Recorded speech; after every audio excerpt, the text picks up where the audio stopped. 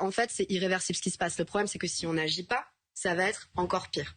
C'est-à-dire que si on n'essaye pas de réduire très rapidement les émissions au niveau mondial et au niveau français, on va connaître des conditions de vie sur Terre absolument apocalyptiques. Donc c'est-à-dire qu'en fait, bien sûr, là, ce qui se passe aujourd'hui, on peut pas revenir en arrière. Mais si on fait rien, c'est pas juste quelques feux de forêt, ça va être toute la France qui va être à feu à sang. Vraiment, véritablement, dans 20 ou 30 ans. En fait, un monde qui se réchauffera à plus de 3 degrés, les analystes ne sont même pas capables de dire ce que ça fait, ni sur l'économie, évidemment, mais encore même sur les sociétés humaines, en termes de guerre, en termes de famine, en termes de mort. Clairement, c'est pour ça qu'on a tout intérêt à agir dès maintenant, et c'est que dès aujourd'hui, et pas en 2050, quand la totalité des EPR seront prêts, dont vous parlez, qu'il faut absolument réduire les émissions de gaz à effet de serre. Ça doit être la priorité absolue du gouvernement, mais dès aujourd'hui, et je parle du projet de loi pouvoir d'achat, où on est justement très inquiet de ce double discours, où on vient de nous dire qu'on va installer un nouveau terminal d'importation de gaz de schiste. On l'a glissé comme ça, un peu en soum-soum, pardon, dans le projet de loi pouvoir d'achat, alors qu'en fait, c'est une infrastructure qui peut nous condamner à importer de plus en plus de gaz de schiste pendant au moins 10 ans, voire 20 ans. C'est le problème de la fracturation du gaz de schiste qui avait été notamment